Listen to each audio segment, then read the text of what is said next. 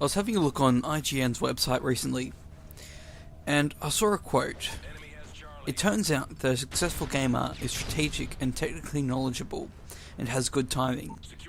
Inconsiderate gamers, as well as those who act aggressively or emotionally, generally do not do well. This got me thinking recently about how morals come about and how culture evolves. I have spent some time studying anthropology, and I do like thinking about moral philosophy. And so it's got me thinking about how the COD community has evolved. And one of the problems is I don't think a proper moral code, if you want to say that way, has evolved in Call of Duty. Just bear with me a moment. So going around solo in TDM is fine. That's something that's been around in Call of Duty.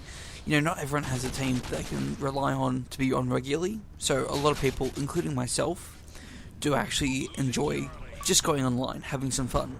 But in essence, the way you can be successful at the game is through teamwork. Teamwork is essentially at the core of all objective game types, and even team deathmatch. I mean, if you're running around like headless chickens and you've got a team who knows what they're doing, knows the tactics and areas they need to hold, chances are the team is going to win. And the thing is, the problem with this is, individualism is one of the key ideas of Western society. You know, it's all about you. You are special. Sorry, I love the phrase, you are unique, just like everyone else. It's part of the society that we've built that the individual is what is important. You are important. Now, I'm not saying that you are not important. You watching this video, you are an important person. Me, I'm an important person. No one is not important. But it is the society that is above all. And one of the problems I've just recently thought about is you can't actually get a moral philosophy from individualism. So, one of the ways I've previously explored how to think if something is moral or not is Kant's moral law. This is in my camping video. But it relies on people around you, other players, teammates, enemies. It all requires that to actually work and actually function as a moral code. But you can't just have a moral code as an individual. If you went off only your experience, only what matters to you, you're going to end up as narcissistic. You could probably call it narcissistic moralism. Oh, sorry, not moralism. Narcissistic morality. This could easily come about with people who only look out for number one. Do whatever it takes to take care of themselves, and that's it. Often you'll find this sort of morality in terms of drug dealers. You know, they don't care what's doing damage done to them. It only matters what they get in the end. Only realize that they get paid. This is not how it always has been.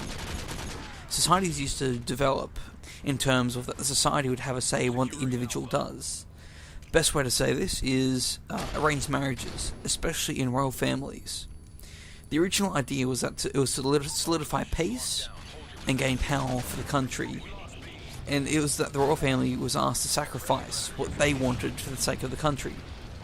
The opposite to this is Romeo and Juliet, and rather than being an eternal love story, I think they're both idiots.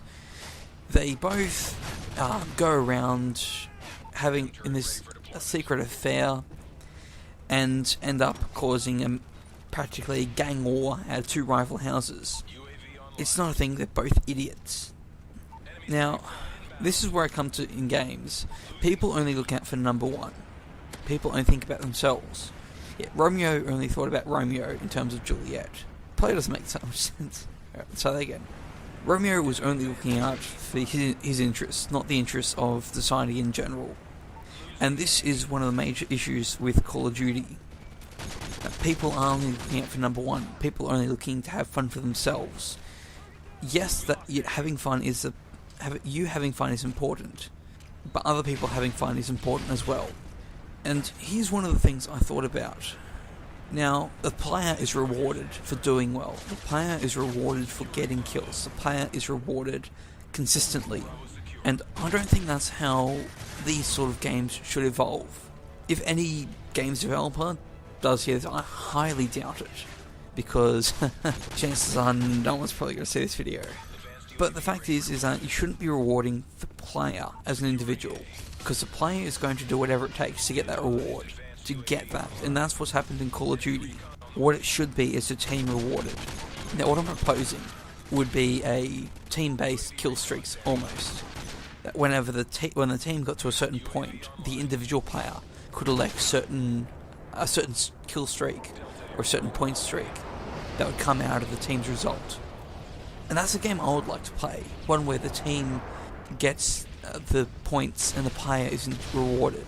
So the player gets rewarded still, but it's the team's responsibility to keep up and do the work. So let me know how you think, what you think of this video. I'll put a link to my camping video, which is regard to why I'm at the Kant's moral law. So if you did like the video, please subscribe, and I'll catch you guys later.